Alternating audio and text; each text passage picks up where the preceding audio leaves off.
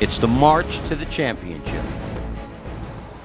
Let's gear up for Sunday Elite Eight action, and we're talking Cowboy Stadium, Arlington, Texas.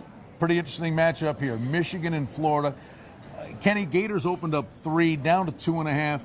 Total on the game is 131. Might there be a little more movement leading up the tip-off?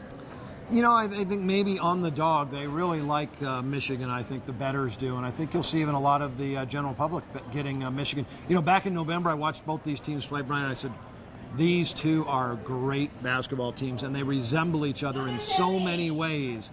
I'm so glad they're playing each other in the Elite Eight. You know, I don't know if you draw a correlation to them, but similar. Marquette comes back from the grave to beat Davidson, kind of playing with house money. Michigan, kind of a comeback for the ages. Kansas just got to be sick to their stomach. But, you know, as much as Kansas contributed to the problem, you know, Michigan, a la Marquette, did everything right down the stretch. Trey Burke was tremendous, 23 points in the second half and overtime. To overcome an 8-point lead in 1 minute and 40 seconds was reminiscent of Kansas coming back against Memphis in the championship game several years ago. Burke's getting all the pub. No points first half, 23 in the second half. But Michigan also did a lot of good things in the paint against Kansas. Well, you know, and this is a Michigan team. I said they resemble each other.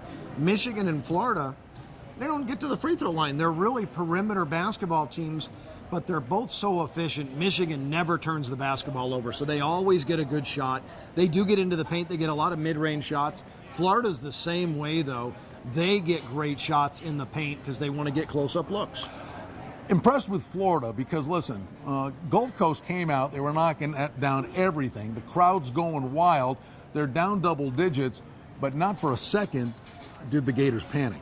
Well, that is the game of the century for Florida Gulf Coast. To play the Gators, they couldn't get a game with Florida if they tried, and now here they are playing them in the NCAA tournament. So that's the biggest game ever, and they gave their great effort.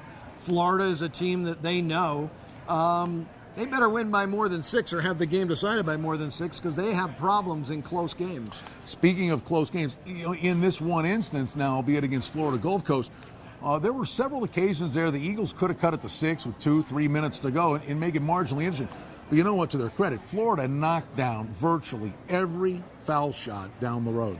Well, that could be a big advantage in this game down the end if Florida has the lead. Their guards, Rosario and Boynton, are outstanding free throw shooters. And you mentioned Wilbekin has a big night.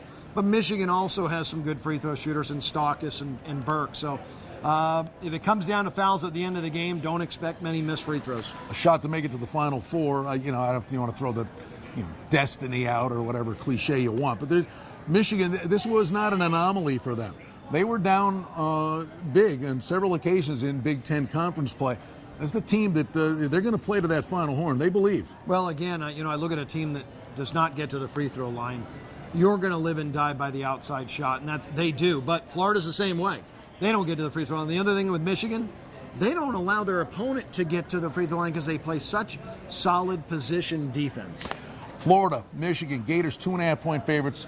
Let's call the consensus total 131. The winner is off to the Final Four.